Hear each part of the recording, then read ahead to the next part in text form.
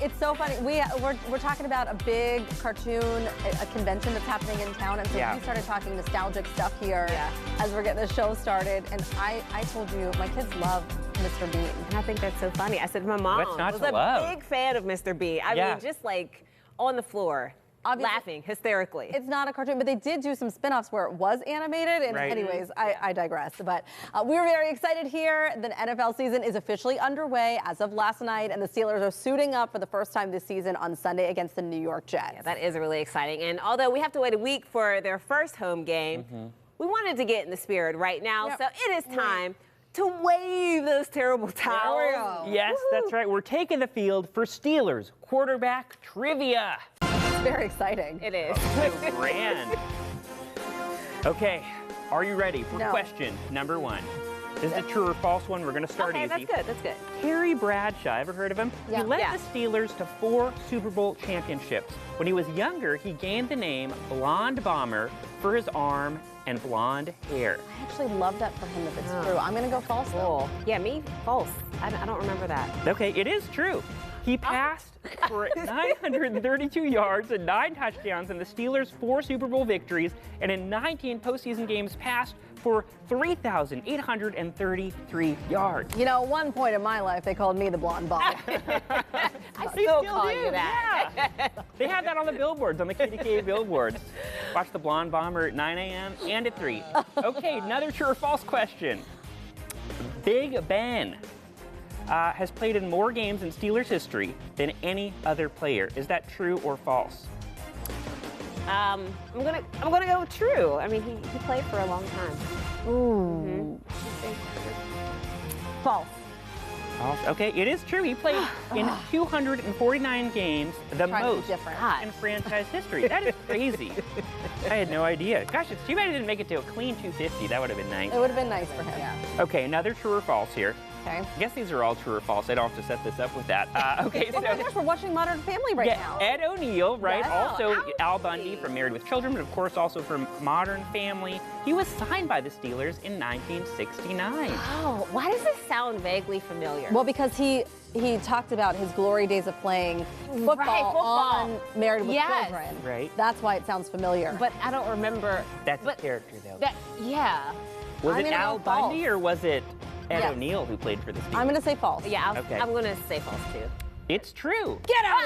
He played got at a single one right. Youngstown State and was signed with the Steelers, but he was cut during training camp. But that doesn't even count then. Well, but getting cut wasn't the only notable thing to happen that day. It was a historic day for a few reasons. Take a look. It's like 2 o'clock in the afternoon. I order a beer, and they got the TV up high, you know, on the wall. The news comes on, and they're showing Armstrong walking on the moon. Wow. And I'm thinking, well, somebody had a good day. Oh, so the day he got cut was the day that we landed on the moon? That's exactly right. And they say if we hadn't landed on a moon, he would still be playing for the Steelers. Could you imagine one of the most disappointing days of your life was also marked by one of the greatest days in history? Yeah. You will never forget. You'll never, be able to forget that. It makes the blow a little worse. It does. I had no idea. That's all right. Cool. Okay. Question number 4. Pittsburgh's Joe Gilliam was the first black quarterback to ever start in the NFL. True or false? Yeah, that has to be true. I haven't gotten a single one right. I know. Don't even ask me. I'm gonna. True. Okay, it is false. It is false. He was the first to start for the Steelers, but the Chicago Bears' Willie Thrower was the first in the modern era of the NFL. My husband is so disappointed in me. Okay. Well, we're going to end on a high note, right? You're both going to get this right. This is the last question. Back to our friend Terry Bradshaw. He once released a country music album. Is that true or false? Is that an AI-generated picture? Right. Is that really? I'll go true. Why wouldn't it be true? I mean, where do you come up with something like that if it wasn't true? You are both right. It is true. He released a country gospel album in the late 70s. He even covered I'm So Lonesome I Could Cry by Hank Williams. The one and only album? Just one album? You know, I don't have any more details in my notes here, but, you know, who's to say he's still around? He could release 10 more albums still. I hated that. Yeah. I was not good at that. Not at I all. feel like I lucked out because I just got to ask the question. I know, because you don't know much of. Oh, actually, I did know clearly all none of of these. us I would know. have gotten all these right, but yeah. But I'm glad I didn't have to answer them. I'm ready to talk about something I do know about, and that is Pinterest. Can we move on? Yes. I think we should move on. Okay, so I have to tell you, before Instagram and like really Facebook started taking off in other ways, Pinterest, I was obsessed with. Yeah. Yes. It was your mood board where you could collect all of the fun things that you Sure. wanted Everything. to save. Anything, recipes, decorations, nail, clothing, like Yeah. anything you wanted to do. But I found myself wanting to clear out my digital space, which never happens. Like, it's not on my to-do list very often. Do you guys ever think about your digital spaces that you have? Like in terms of like my desktop, it's just covered with folders? Like or- I had like 25 Pinterest boards. Oh, I see. And they were not serving me anymore. Right, Not okay. that it matters that it's taking up space. I don't own that space. It Do doesn't you still matter use to me. Pinterest though? I do. Okay. Still, and in fact, my daughter, Lila, is the one that is more interested in it than any other app right now. Oh, what does she do on So there? Yes. strange. Right now, she's very interested in finding nail art. Okay. I don't know why, because Yeah. anyways. I went through my Pinterest board, so I took like a little screen record, so you could see me going through, and it really is like I had an old board for the nursery when I was decorating Rocco's nursery. Oh, wow. I don't need that anymore. No. Yeah. I had old recipes when I tried keto for approximately 2 days, and I was gearing up for my keto journey. My gosh. Fail. Wait, what? I had that that- diet? The diet where you don't eat anything but meat Yes. or whatever. Okay, Right, go ahead. okay. Meat and cheeses Yeah. or whatever. Like Yeah. you can't have dairy or no, you can have dairy. You can't have what is it? Pasta. Pasta. You can't Oh, have I see. pasta. You can't Okay. have dairy. You It's just eat pretty from a much just charcuterie board. meat It's and awful. vegetables. Yeah. This is for my old house. I had saved a bunch of stuff for my old house and how we were going to redecorate this 1930s home. I mean, Right. so much stuff, again, that was no longer serving me. So I just started going through and deleting these boards. But it also was very triggering for me in that when I was deleting like a first birthday party board, then you think like, oh my gosh, that time is over. But also I don't need it. Yeah, you Goodbye. don't Right. need it. That's Very Pinteresting. the fact that the fact that I knew we were going to talk about this, I went back to my Pinterest. Yeah. I had to re-download it because I don't Oh, yeah. use it clearly. So it was like a time capsule. It was stuck in Right? the year 2000, and apparently That's like, interesting. fashion was a big thing for me. Yeah. And every fashion board were like the skinny jeans with the jacket, with the infinity scarf, Yeah. And a every look with statement the necklace. tall boots and the statement necklace. Every board So was like funny. that. So apparently I was on trend then. Yeah. But also I had a keto board. Oh. Is this what we were all Yes, doing at we that were all point? ketoing we were and all failing. starving ourselves. Failing miserably. But I've never thought to clear it out, but now maybe Well, it's I almost should, a 'cause I time don't- capsule also. Right. It depends how you want to use it. Yeah, Yeah. I had all sorts of wedding rings too. Every wedding ring. I was Obsessed with looking at them. I was know. nowhere near getting married. I don't know why. I feel the same way about pictures too. I mean, that is like a whole other topic, but the yeah. amount of pictures and videos I have on my phone that I don't need, What that are are we duplicates. doing with them? I don't like, know. I just We need keep to- thinking more, but it's like they don't go They, anywhere. they No. don't serve you. We Right. just hold them because, well, I don't know. What if Yeah. you want to look at your baby in Right. 15 years? Right. Yeah. Yeah. Why do I have 30 photos I know. taken this I know. morning? Very of interesting. The baby and the dog interacting. All right, well, I was just thinking about this. Just in case you still have some vacation left to take this year, this conversation is for you. I do. Gosh, thanks for reminding me. Bye, Boaz. Bye. All right, well, I just wanted to let you know, Boaz, Okay. too. It's not just about having fun. You need to pay attention to how and when and where you post your location. Yeah, So there's a content creator who is encouraging parents to skip real-time posts. It's not just parents, really. It's anyone. Apparently, a new AI high-powered software that can pinpoint your exact location. All it needs is a screenshot, and it gives you the exact coordinates of where you are. What? So I think this is not just good for when you're on vacation. This is really when you're anywhere.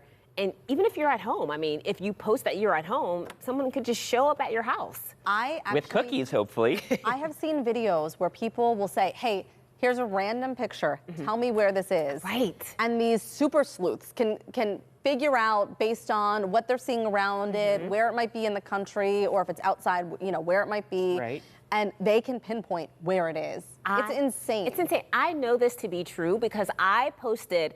It was like a corner of my front porch. There was no address. There were no identifiers to tell which street. And someone messaged me and told me that they used to live on that street. And I was thinking, how did they know that?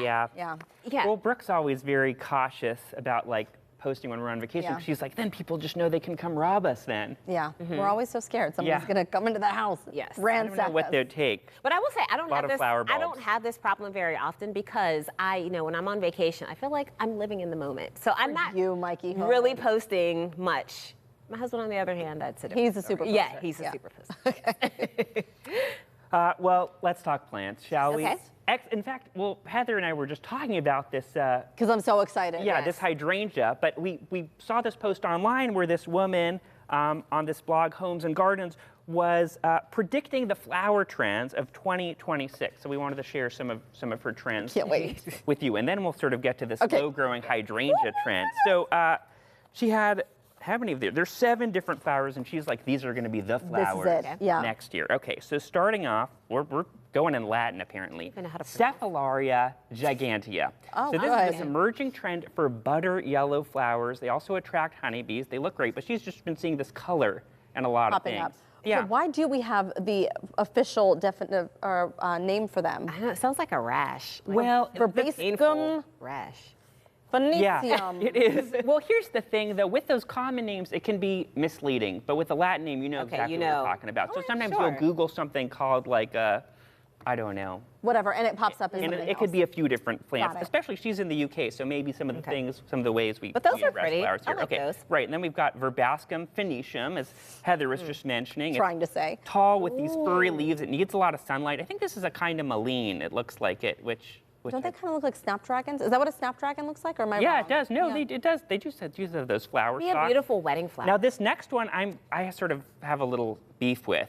The Cornus cusa, this is a cusa dogwood. It's a flowering dogwood, and the Venus variations flowers say they last until the first frost, which is impressive. But I just went to a presentation a few weeks ago that says don't plant cusa dogwoods because they're sort of becoming problematic due to their invasive nature. Oh, get out. So they're taking over some of our local ecosystems, and she's posting this in the UK, so it might be different over there. Different These over there. plants are native to Asia, but we do have native dogwoods, which I have one in my yard. They're beautiful. Yeah. Now, this one's crazy. It's a black lily. I thought lilies were sort of wait to see over, this. but maybe people are into them. It's those sort are of- beautiful. Lilium Night Rider. The Goth Garden is on the ride. It's on the rise. they The don't even Goth look Garden. real. And this next one I love. It is a flower, but it's also an artichoke. The artichoke Violet de Provence. Do you want to see Beautiful. this next Latin name, Heather? Briza maxima. Yeah, there you go. It's that it? edible, but it's also ornamental. So you could put it in the vegetable garden. You could put it in the flower bed. This next one, it's an ornamental grass called Briza maxima. Okay. It's drought tolerant. It adds volume. But here's the thing. It's also invasive in some states Some I looked areas. up. And a lot of ornamental grasses are. And this last one is a sunflower, which is beautiful. It's a wild color. Helianthus anise procut plum. And there are a lot of very cool new sunflowers out there, and birds love these too. They love to pick the seeds What I out of find them. fascinating is that there are new flowers coming out every season. Oh, Where did yeah. it come from? Well, and that's the thing. I think that people are blending. It's almost like a mixed breed Cross-breeding, dog. that's- yeah. You know what I mean? Like, so they're finding these ways to come up with new flowers They're like taking all a little the time. paintbrush and like taking the pollen from one and pollinating another flower, and then you plant those seeds and you plant thousands of them, and then you see what happens. And then you see what happens. And they do this with tomatoes all the time. There's always new varieties of tomatoes. Yeah. But I just saw a video for this brand new hydrangea that's coming this spring. Ground bush, is that what it was called? Ground bush hydrangea? Yeah. But Groundbreaking? No, groundbreaking, not yeah. ground bush. Something else.